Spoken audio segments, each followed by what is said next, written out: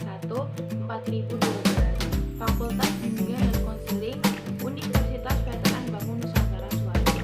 Di kesempatan kali ini, saya akan mensimulasikan video konseling individu menggunakan teknik postmodern SPBC. Di dalam teknik SPBC terdapat 3 teknik, yaitu scaling, yang kedua assumption question, dan yang ketiga miracle question. Sebelum mensimulasikan konseling individu, mari kita simak penjelasan berikut ini agar kita lebih dalam memahaminya. SPBC merupakan salah satu teknik konseling individu pendekatan postmodern yang tumbuh dari orientasi terapis strategis di lembaga pendidikan jiwa.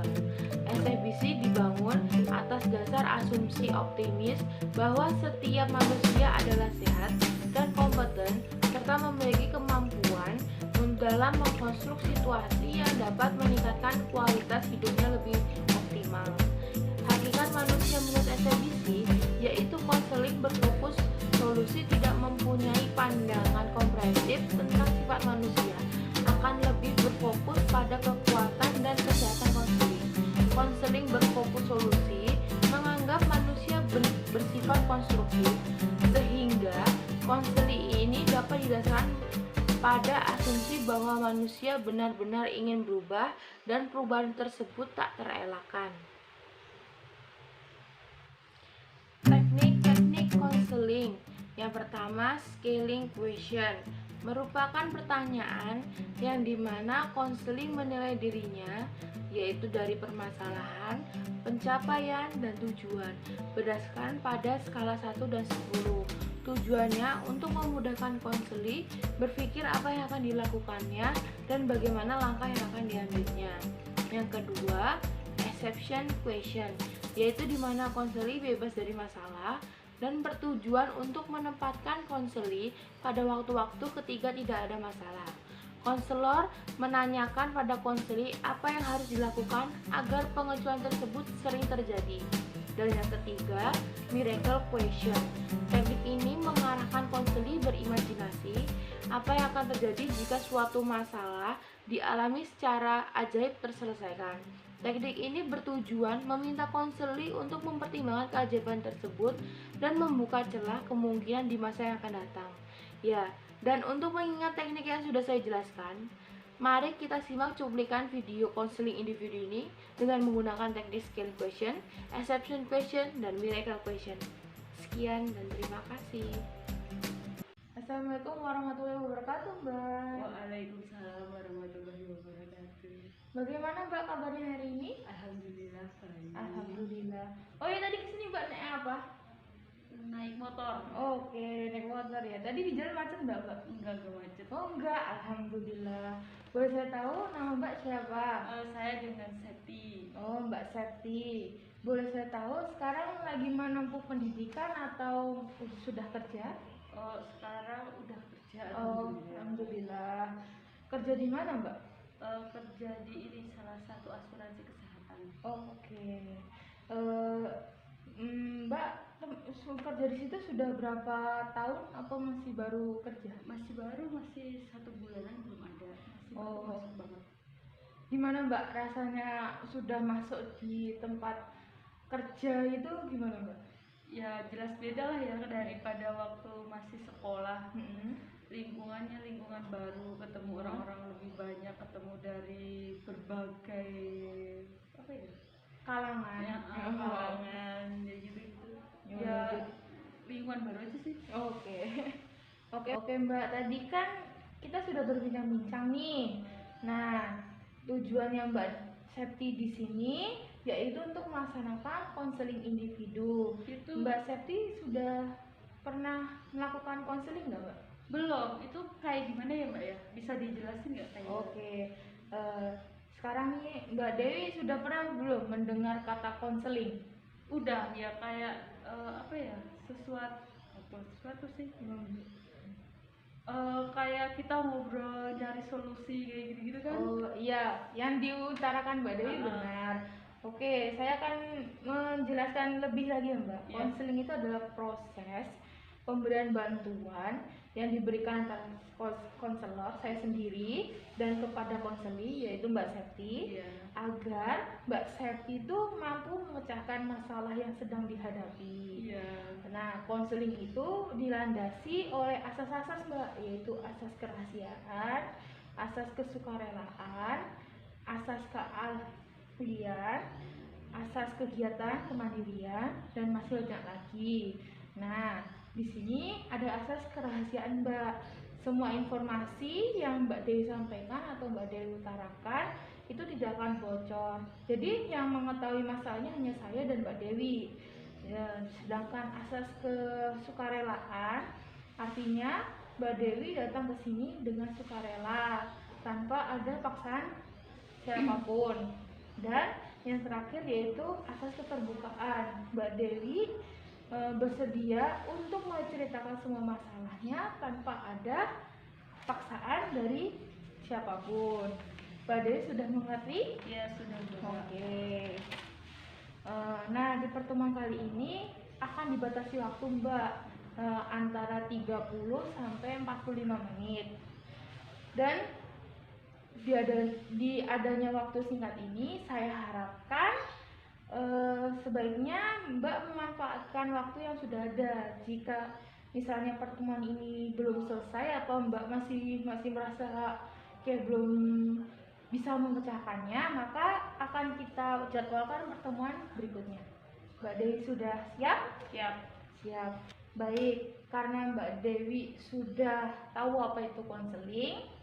Nah, sekarang boleh diceritakan tentang masalah-masalah atau problem yang sedang Mbak Dewi hadapi. Masalah yang bagaimana ya Mbak ya? Ya, kan Mbak Septi ini baru masuk kerja. Maka pasti kan masuk ke lingkungan yang baru dengan teman-teman yang baru, dengan wajah-wajah yang baru. Nah, di situ Mbak Dewi merasa kan ada masalah atau biasa saja? Kalau masalah masalah yang gimana itu enggak, paling cuman kayak kita perlu adaptasi lingkungan baru sih Mbak, kan karena tempat kerja baru jadi kayak perlu menyesuaikan waktunya, terus orang-orangnya kan nggak semua orang bisa kayak apa yang kita mau, menerima apa yang kita mau, terus lebih kayak mengamati pola sekitarnya agar ya kita bisa beradaptasi. Oh, pola kerjanya di situ kayak gini, lebih gitu sih. Oke. Kalau boleh tahu Mbak Dewi kerja di perusahaan itu sudah berapa bulan? Baru sebulan belum ada. Oh, baru sebulan. Kalau boleh tahu Mbak Dewi itu sekarang kerjanya di bidang apa? Kan kalau di asuransi kan ada per partnya kan Mbak, per divisinya. Mbak Dewi ada di divisi apa? Di penjaminan. Nah itu kerjanya gimana Mbak? Kalau di penjaminan itu kayak kan saya kerjanya di asuransi kesehatan, jadi di penjaminan itu paling nanti dapat kayak telepon dari rumah sakit satu Indonesia buat penjaminan peserta kami yang melakukan perawatan di rumah sakit tersebut. Paling ya gitu Mbak, buat ngeklaimin apakah ini kayak tindakan atau obat atau diagnosis ini sesuai dengan yang diberikan sama dijaminkan sama perusahaan saya gitu. Oh, oke. Di Mbak Dewi kan kerja di asuransi. Gimana nih perasaan Mbak Dewi terhadap teman-teman kerjanya Mbak Dewi itu gimana? Ya gimana ya?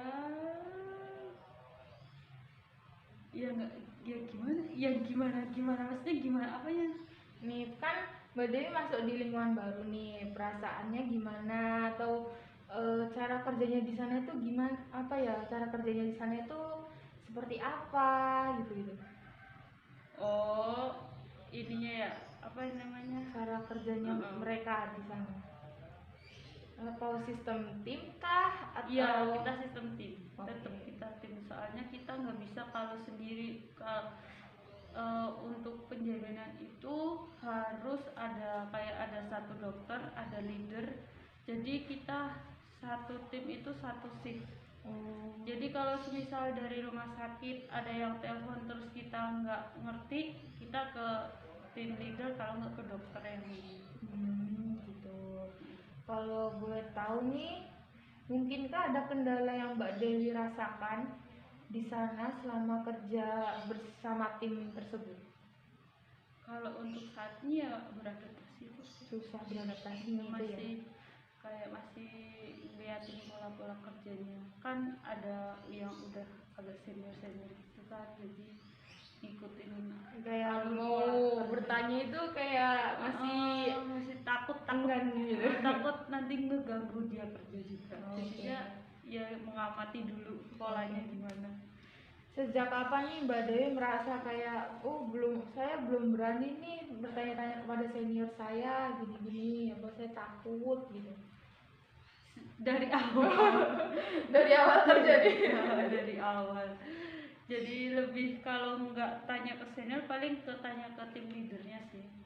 Langsung ke tim leadernya, soalnya kan kalau ke temen sesama sih tuh ya agak canggung. Takut kok ini nanya mulu sih kayak gini tuh. Takutnya merekanya risih Jadi, gitu. Oke. ganggu. Mungkin ya mereka biasa aja, tapi ya kitanya kayak sadar diri. Oke, Mbak Dewi ini ada upaya-upaya nggak sih untuk saya itu nggak selamanya harus minder nih, saya tuh harus bisa berkomunikasi, bisa bergaul dengan senior-senior saya. Ada nggak sih upaya-upaya yang Mbak Dewi lakukan untuk Ada. itu? Iya ada, lebih kayak belajar lagi lah buat komunikasi terus gimana kerjanya, jadi nggak terlalu banyak nanya gitu loh Mbak. Oke, sekarang nih dari skala 1 sampai 10, yang dimana skala 1 Mbak Dewi tuh merasa merasa permasalahan ini tuh biasa saja, dan sedangkan di skala 10 Mbak Dewi merasa saya itu harus menyelesaikan saya harus mengurangi minder saya nih, saya harus bisa bergabung dengan teman-teman saya.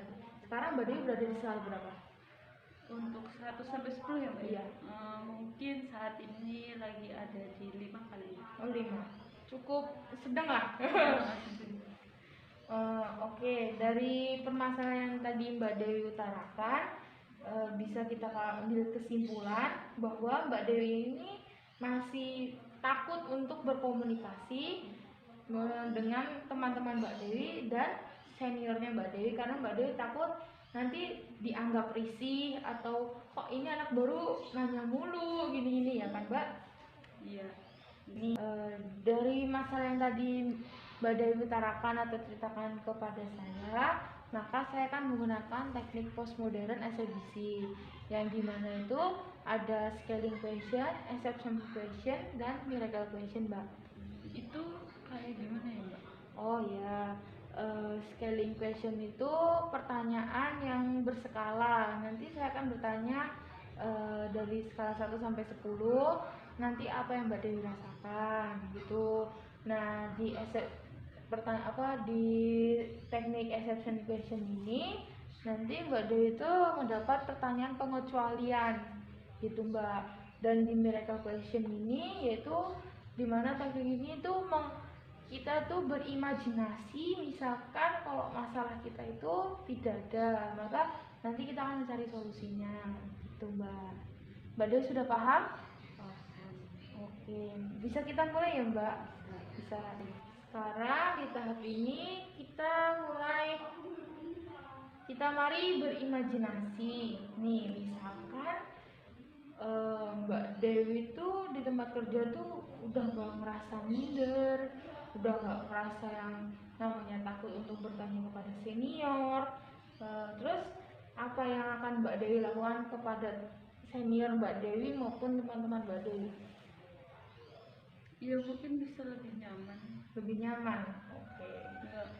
Nggak kepikiran aduh nanti kalau dapat telepon dari provider dari rumah sakit, kalau ada yang kan takut biasanya. Iya. Banyak juga ya yang mau di Mbak Dewi lakukan. Iya.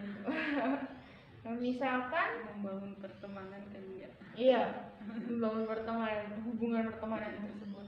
Misalkan besok Mbak Dewi nih bisa dekat dengan senior Mbak Dewi. Terus apa sih yang ingin Mbak Dewi lakukan? Misalnya kan Mbak Dewi ini udah deket nih, terus apakah Mbak Dewi ingin, kan pasti ada jam makan siangnya, apa Mbak Dewi ingin, ayo kak, mari kita makan siang bersama atau gimana gitu? Iya, kalau ada waktu boleh. Pengennya begitu. Iya, Oh, biar oke. biar ada bonding. Biar kayak sistem senior dan junior tuh kayak udahlah kayak teman biasa Sebenarnya gitu. tuh nggak ada sebenarnya senior junior di situ nggak ada, cuman ya kita mah kayak merasa sendiri. Oh. Mereka juga sebenarnya juga baik, kalau ngajarin mau ngajarin nggak apa-apa kan, ya cuman kita merasa diri kita aja, ya namanya juga baru gitu. Oke. Oke, sekarang kita nih misalkan Mbak Dewi bangun di pagi hari dengan keadaan permasalahan Mbak Dewi itu sudah terselesaikan semua. Apa nih yang menandakan Mbak Dewi ini permasalahan Mbak Dewi ini udah selesai? Waktu bangun tidur Kan kita berimajinasi nih, di pagi hari Mbak Dewi bangun tidur nih dengan keadaan tuh permasalahan yang Mbak Dewi hadapi selama ini kayak minder, kayak mau membangun pertemanan dengan senior Mbak Dewi itu sudah tiada, jadi tuh kan Mbak Dewi udah deket semua, udah plong gitu ya. Apa nih yang menandakan jika permasalahan Mbak Dewi itu sudah selesai? ya bangun tidur dengan kepikiran, berangkat kerja dengan senang hati. Ya nggak sih? Iya. Oke, ada nggak nih upaya-upaya nih yang Mbak Dewi lakukan untuk menyelesaikannya?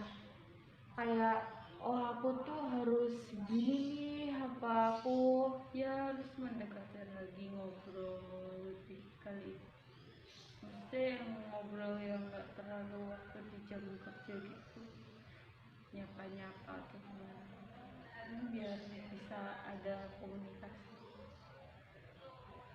dari upaya-upaya yang tadi Mbak Dewi jelaskan kepada saya, itu bisa Mbak Dewi terapkan nih kepada dirinya Mbak Dewi. Mungkin salah satu yang upaya Mbak Dewi terapkan, upayakan tadi kayak misalnya berusaha untuk membangun hubungan pertemanan dengan senior agar kita tidak canggung, itu bisa digunakan Mbak.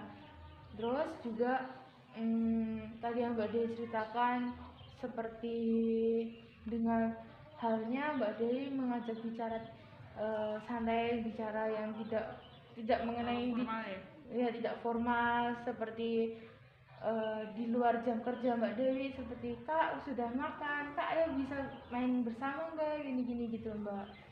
Oke, tadi nih kita kan udah selesai Mbak. Ada lagi nggak sih yang ingin Mbak Dewi ceritakan? Udah deh Mbak, kayaknya kayak mau ganjel pikiran. Oke.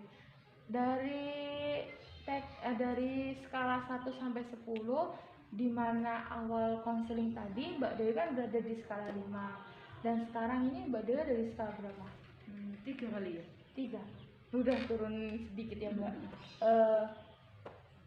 Saya ucapkan terima kasih kepada Mbak Dewi yang sudah membantu saya dalam mengerjakan tugas mata kuliah saya, dan semoga konseling kali ini bisa bermanfaat kepada Mbak Dewi dan saya. Amin.